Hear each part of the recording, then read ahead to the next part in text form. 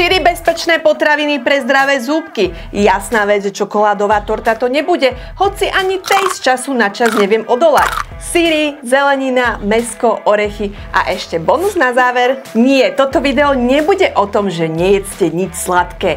Toto video bude o tom, čo prospieva našim zúbkom viac oproti zvyšku nášho jedálnička. Rozhodne to neznamená, že keď chceme mať zdravé zúbky, tak budeme jesť iba spomenuté veci. Naše celkové zdravie si vyžaduje pestrú stravu a naše duševné zdravie si občas vyžaduje aj čosi sladunké. Tak ahoj, ja som doktorka Jarka, toto je kanál Šťastný zúbok a dnes si povieme čosi o potravinách, ktoré nám pomôžu udržať zúbky nielen zdravé, ale aj krásne.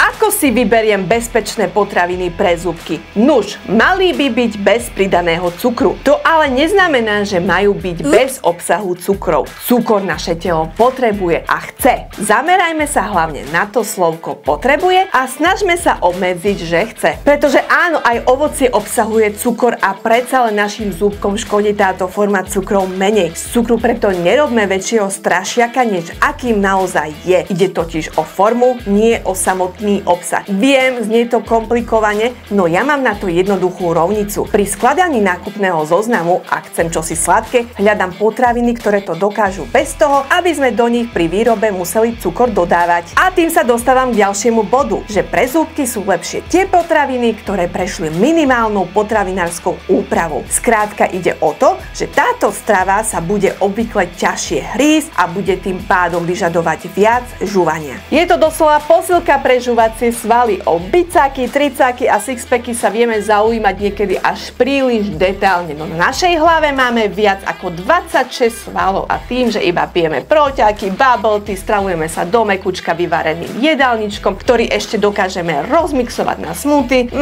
to veru našim zúbkom neprospieva. OK, na čo by mi boli ale krásne žuvacie svaly? Nuž, ide o náš celkový výzor. Je to zvlášť dôležité pre naše deti. Správna funkcia podporuje správny rast a to sa rovná zdravšie dýchanie, menej pokrivených zubov, ľahšie umývanie, menej kazov, menej problémov s kĺbom a vyskakovaním sánky a to som uviedla len tak skratke. Ale čo si málo kto uvedomuje, celú dolnú tretinu tváre formuje hlavne žuvací aparát. Keď si predstavíme našu tvár ako dom, tak práve dolná tretina je jeho základ. Dom bez dobrých základov má skrátka problém, no tak ako často prehliadame základy domu, tak isto sa chováme k našej tvári. Neriešime čo treba, ale fixujeme problém ináč. Podstupujeme rôzne estetické mikrooperácie, riešime lifting, botox, nechávame si vyhľadzovať vrásky kyselinou hyalurónovou, riešime kontúring tváre a podobné vychytávky modernej doby. No a čuduj sa svete, s týmto nám vedia pomôcť práve vláknité, tuhé a chrumkavé potraviny. Nehovoriac o tom, že majú veľmi priaznivý vplyv na celé naše trávenie a zdravie. Dbajme na to hlavne u našich detí. Nie nadarmo sa hovorí, že sme to, čo jeme. Tak sa poďme pozrieť na 4 bezpečné potraviny pre naše zúbky. Syry a jogurty obsahujú veľa vápnika, ktorý je dôležitý pre správny vývoj kostí aj zúbkov. Napríklad taký cheddar, ktorý je po pekorine môj druhý najobľúbenejší syr, dokáže veľmi zdatne neutralizovať kyslé pH. To znamená, že dáva pH v našej puse do stavu, keď je povrch našich zúbkov najmenej zaťažovaný. Takto dokážu správne potraviny podporiť udržiavanie zdravého prostredia v ústach a tým predchádza vzniku zubného kazu. Kazotvorné baktérie to proste neznášajú, takže ku čipsom, ktoré sú mimochodom dosť zlý spoločník pre vaše zúbky, aj keď nie sú sladké, si nezabudnite dať aj nejakú kocku tvrdého syra. Nie nadarmo vznikla kultúra zajedania syrov k dobrému vínu. Naši predkovia už dávno prišli na to, čo je dobré a zdravé. Čo sa týka jogurtov, tie obsahujú prírodné probiotika, ktoré pomáhajú stabilizovať hladinu zdravej ústnej flóry. Funguje to na princípe šírenia dobrých baktérií a potláčania tých zlých. Zelenina, ako napríklad mrkva, nepomáha nášmu telu len tým, čo obsahuje, ale aj preto, že si vyžaduje chrumkanie, čím vlastne mechanicky odstraňujeme plak a stimulujeme ďasna. Je to taká super primitívna kefka. Obsahuje tiež vitamín A a keratín, ktoré podporujú zdravé zúbky a ďasná.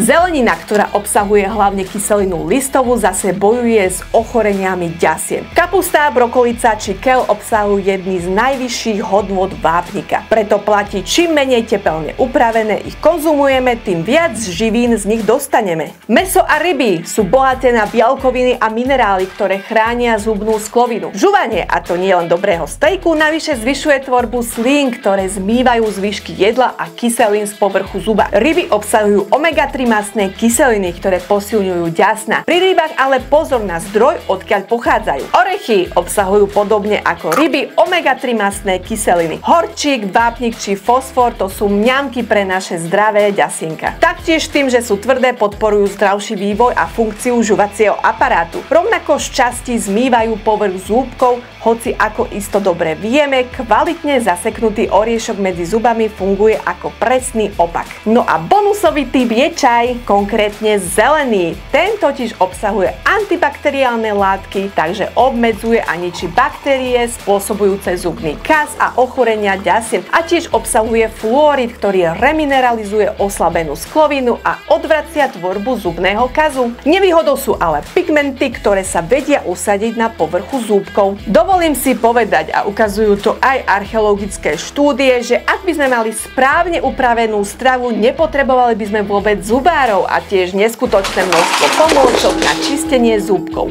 Ale keďže si radi užívame, čo ponúka náš svet, áno, aj čokolády, zmrzlinky, cukríky, musíme to nejako kompenzovať a starať sa o seba o čosi viac. A ako na to sa dozviete v ďalších mojich videách. A ja budem zase rada za každý like a odber na kanál. Ďakujem a dovidenia!